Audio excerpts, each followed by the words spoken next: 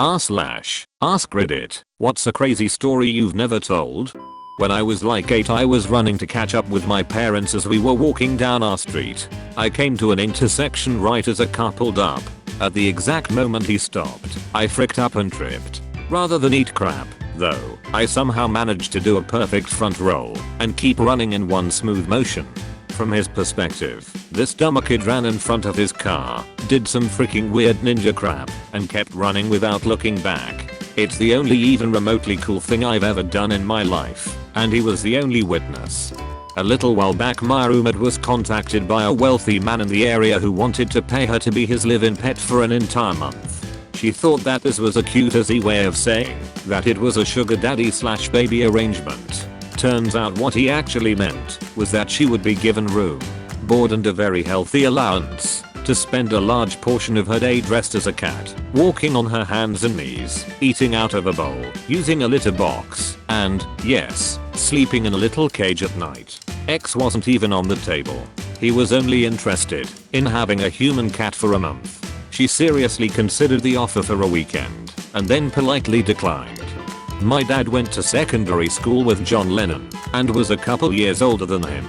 Dad was known for playing the drums and being quite musical, and one day John asks him whether he'd like to be the drummer in a band he's forming. Dad was keen, but my granny said he needed to prioritize studying, and so he didn't join. The band formed and were called the Quarrymen, and I think a guy called Colin was the drummer instead of Dad, who I believe was later replaced by Pete Best and then Ringo as they changed to the Silver Beatles and then the Beatles. I like to imagine that in an alternative universe my dad said yes, and that was history. I don't even mind that I wouldn't have been born if this had been the outcome. He really deserved to have had that lifetime. I was an exchange student in Poland a few years ago. I was freshly 18 and had almost no experience with alcohol. Third week of school, we had a dance and I decided to attend. It was not at all like the school dances we have in the US. First off, it was held at a club downtown. Little odd, but okay. Second, it had a bar. I was in the senior class in high school and we were all 18, so we could drink. I was not ready for that at all. Third, I had just started smoking the week before. My high school had a smoking gazebo, and probably 1/3 of my class smoked. I started smoking to make friends lol. This turned into the perfect storm of me getting absolutely fricking crap-faced. After blacking out shortly, I was suddenly outside smoking, and my friends and I were walking to a nearby 24H liquor store. I walked in, visibly inebriated, and bought a mid-sized bottle of vodka. The cashier was hesitant, but when she heard I was American, basically just said frick it, go ham. Probably another 2 hours and another blackout later the police arrive.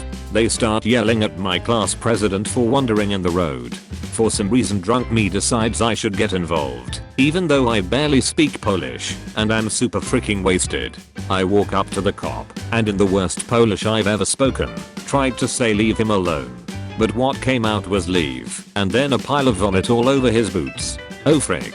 This is it I thought. I'm going to get arrested and deported. The cop looked at me and said in English, "You an American?" "Yes sir," I replied, knowing I was in deep crap. The cop looked me up and down, looked at the bottle of vodka in my hand, and said, "You drink crap vodka? Come with me." I was put into the back of the police car, and he started to drive away. My heart sank. 3 weeks into what was supposed to be the best year of my life, it was already over. But he stopped 2 blocks away at the 24H liquor store, brought me inside, and bought me a 100ml bottle of Zabrałka vodka. He said, "This is good and cheap. Welcome to Poland. Now let me take you back to your friends." As we pulled back up to the club, he leaned back and said, "Watch this." He turned on the lights and siren and 3 or 4 kids ran down the block. He was laughing uncontrollably. He unlocked the door, and as I climbed out he shouted, "Be safe, friend." 20 minutes later I blacked out again, and the next thing I remembered was waking up on the kitchen floor of the house I was living in, feeling like absolute crap. My host mother had made coffee and said, "Damn, you had a night, huh?" And that was the craziest night I ever had. When I was learning to fly at a sketchy flight school, I was doing a pre-flight check flight, close to the end of the program. I was doing the run up in a Cessna when I smelled something. Do you smell that? Smells like gas, I say. Instructor, 21Y/O, shrugs. Annoyed, I open the door, and there is a spreading puddle of avgas under the plane crap. The instructor panics, stay in the plane, I'll get help, and runs off. As soon as I got the engine off, I noped out of there and watched the plane dump all its fuel on the runway. They kindly gave me another plane and instructor. They fixed their plane. And a month later, I read about the same plane crashing due to fuel issues. 1 fatality. No significant repercussions for company. Years ago I was hitchhiking north of Richmond, Virginia when a car with 2 dudes picked me up. We got to chatting, and it turns out they were headed to their friend's place to shoot guns and asked me if I wanted to join. I asked if his friend would be okay with a random homeless-esque fellow shooting his guns, and he said hell, just pretend to be my cousin from Seattle. So instead of sitting on the highway in 100-degree weather, I spent an afternoon eating hamburgers, shooting guns, and blowing crap up with bags of tannerite on some random duty employee's woodland property. Don't remember your name, dude, but you were the man. Thanks for a great memory. Don't know how interesting it is, but a few years ago I'd go to college in the morning and leave at like midnight because I didn't have a PC and needed to work on homework at school.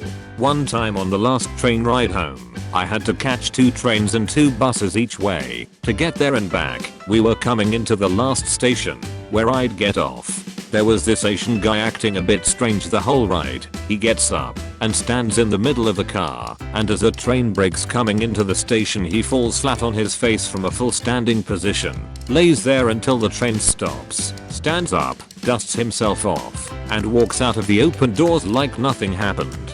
I saw this guy doing it like 5 other separate times, and since I was used to it at that point I enjoyed looking out for the riders' reactions. Plenty more slightly weird stuff happened on my late night subway rides home. I really enjoyed the entertainment. I stole my own car back once. I used to restore classic cars. I had the most valuable one I've ever had at a body shop, and he took forever to finish it. He had painted other cars for me, but apparently developed a drug problem. I would check on the car every week to see if there was any progress. Finally, after a year he told me he painted 90% of it, but he's asking for more money than we originally agreed. I drive there on a Friday afternoon unannounced and see my car outside the shop, worth a ton of money, with the shop owner nowhere in sight.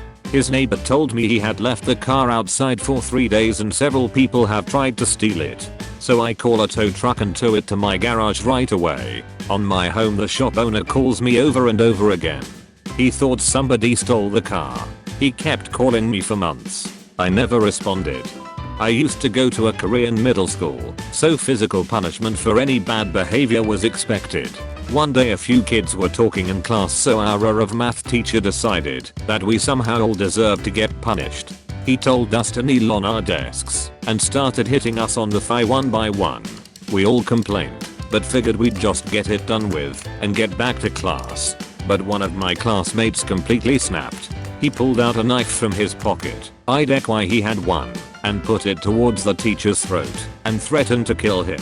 At that moment I was genuinely afraid I was about to witness a murder and was scared. But for some reason every single one of my classmates was laughing at this situation. I still don't understand why, but thankfully there was no murder. The kid just ran off to the front office BC he realized he fricked up and came back begging for forgiveness. Somehow he never really ended up getting punished. The cops weren't called, no trial, no suspension, nothing. He did get forced to transfer to a new school, but he didn't get hit with a single thing that would stay on his record. Nothing super amazing, but I, 26, am adopted. I have nothing to do with my biological family save for a half brother, who I reconnected with last year. We are friends on Facebook. About a year and a half ago I spent 6 months as a pizza delivery driver. While there I met a man, probably in his 50s or so. We got along. He was a driver, just for something to do, since he's retired now. I quit the job 6 months in, but a couple months ago I came back, and the guy is still there. A week ago my brother tags me on Facebook, as well as my coworker. A few days later I ask my coworker how he knows my brother. After a misunderstanding, my brother has the same name as his father, so when I asked, he thought I was talking about my brother's father. We found out that the coworker is actually my uncle by marriage. Or was. He was married to my bio mom's sister for some 20 years, until their divorce a couple years ago. The guy used to babysit me when I was a baby and has pictures of my brother and bio mom that he gave me. He's currently looking for baby pictures of me because I don't have any from before I was adopted.